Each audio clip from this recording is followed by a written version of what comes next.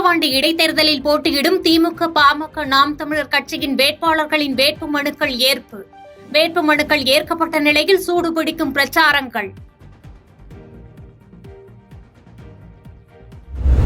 தாம்பரம் அருகே வீடுகளில் மதுபான பாட்டில்களை மறைத்து வைத்து பெண்கள் வியாபாரம் செய்யும் வீடியோ வெளியாகி பரபரப்பு. கலால் போலீசாரும் மறைமலை போலீசாரும் சட்டவிரோத மதுபாட்டில் வியாபாரத்தை கண்டுகொள்வதில்லை என குற்றச்சாட்டு.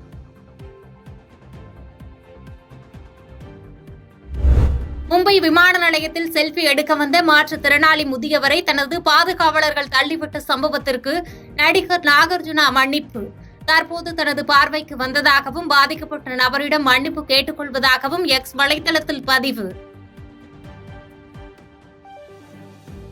சாலைகளில் சுற்றித் திரியும் மாடுகளை பிடிக்க ஒவ்வொரு மண்டலத்திற்கும் கூடுதலாக 5 பணியாளர்களை நியமிக்க சென்னை மாமன்ற கூட்டத்தில் தீர்மானம். மாநகராட்சிக்குட்பட்ட கால்வாய்கள் தூர்வாரும் பணிகளை ஆண்டு முழுவதும் தொடர்ந்து மேற்கொள்ள முடிவு செய்துள்ளதாக மேயர் பிரியா அறிவிப்பு. நடக்காத ஃபார்முலா 4 கார் பந்தயத்திற்கு செலவு செய்த பணத்தை தமிழ்நாடு அரசிடம் திருப்பி கேட்கும் சென்னை மாநகராட்சி. முதல் தொகையாக 6,42,00,000 வழங்கியிருந்த நிலையில் மீதமுள்ள தொகையினை வட்டியுடன் கேட்டு சென்னை மாமன்றத்தில் தீர்மானம். கள்ளக்குறிச்சி விவகாரத்தில் விஷமுறிவு மருந்து குறித்து எடப்பாடி பழனிசாமியின் குற்றச்சாட்டு. தமிழ்நாடு அரசு வெள்ளை அறிக்கை வெளியிட தயார் என அமைச்சர் மா. சுப்பிரமணியன் பேட்டி. பொய்யான தகவல்களை வழங்கி எடப்பாடி பழனிசாமி மக்களை ஏமாற்றி வருவதாகவும் அவர் பேச்சு.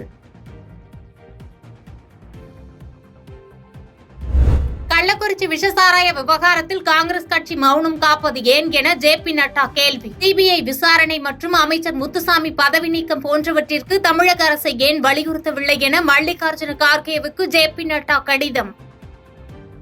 பாதகம் செய்பவரை கண்டால் நாம் பயங்கொள்ளலாகாது பாப்பா. மோதி மிதித்து விடு பாப்பா, அவர் முகத்தில் உமிழ்ந்து விடு பாப்பா. அண்மை செய்திகளை உடனுக்குடன் தெரிந்து கொள்ள இணைந்திருங்கள் எம் நாடு தொலைக்காட்சியுடன்.